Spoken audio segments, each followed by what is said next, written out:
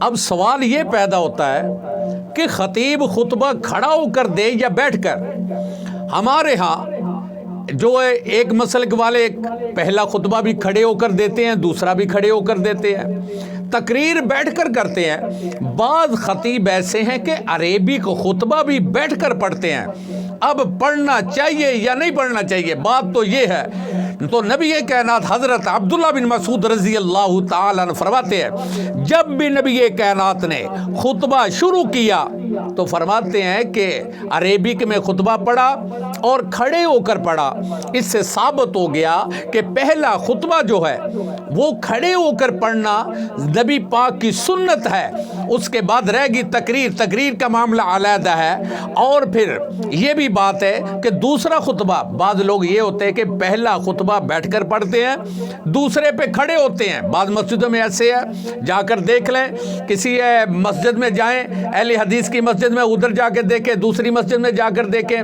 یہ تو آپ کا دیکھنے کا فرض بنتا ہے کیونکہ آپ نے نبی کائنات کو فالو کرنا ہے. وہ کیا کہہ رہا ہے، وہ کیا کہہ رہا ہے دیکھنا ہے، پھر آپ نے پوچھنا ہے کہ یہ جائز ہے، یہ ناجائز ہے، کیا ہے.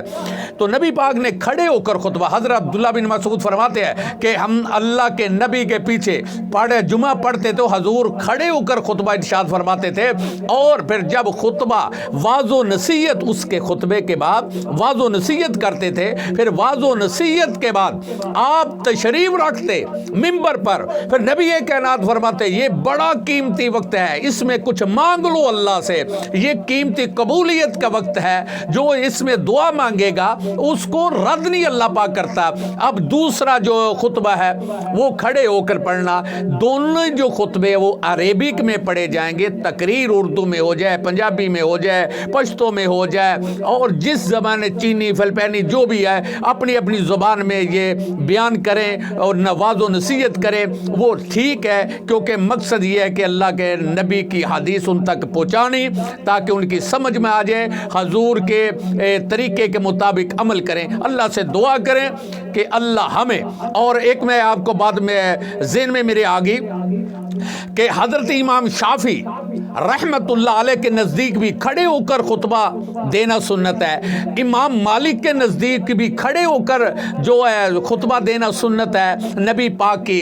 اور رہ گئے امام احمد بن حنبل، ان کے نزدیک بھی یہی ہے کہ خطبہ جو ہے پہلا وہ کھڑے ہو کر دینا چاہیے، دوسرا بھی کھڑے ہو کر دینا چاہیے. اللہ پاک سے دعا کرتے اللہ پاک نبی کائنات کے طریقے کے مطابق عمل کرنے کی توفیق عطا فرمائے.